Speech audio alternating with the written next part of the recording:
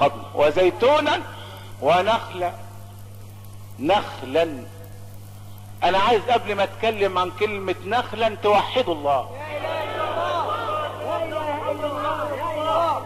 كان مرة سيدنا النبي قاعد مع اصحابه فبيسألهم سؤال.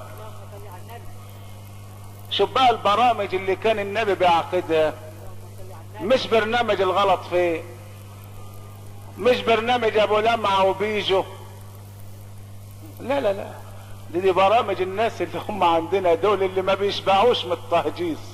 انما شوف برنامج النبي بيقول ان من الشجر شجرة لا يسقط ورقها وانها مثل المؤمن فحدثوني ما هي.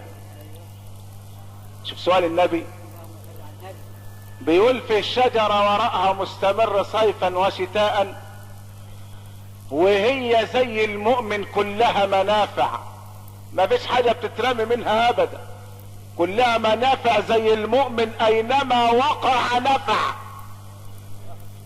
فكل واحد قال شجرة ما فيش حد عرفها الا عبد الله بن عمر، وكان لسه صاب صغير، فلما لقى ابوه قاعد في وسط الناس قال بقى انا صغير هجاوب وابويا قاعد، استحى ان يجيب.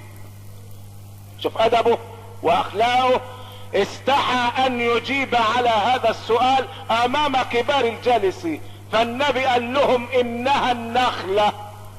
النخل الورق بتاعها صيف وشتاء اخضر، وبعدين كلها منافع. الجذع بناخد منه الخشب نسقف به البيوت، اللوف بنغسل به المواعين، وكنا زمان بنستحمى به، هو مش موجود دلوقتي انما هو كان احسن حاجة برضه. الجمار الابيض بيتاكل، الجريد بنعمل منه اقفاص نعبي فيها الفاكهة، الخوص بنعمل منه مكاتل افق وحاجات زي كده، وبعدين البلح بناكله، النوى اللي هو النهى بنعلف بيه الحيوانات. مفيش حاجة اترمت ابدا.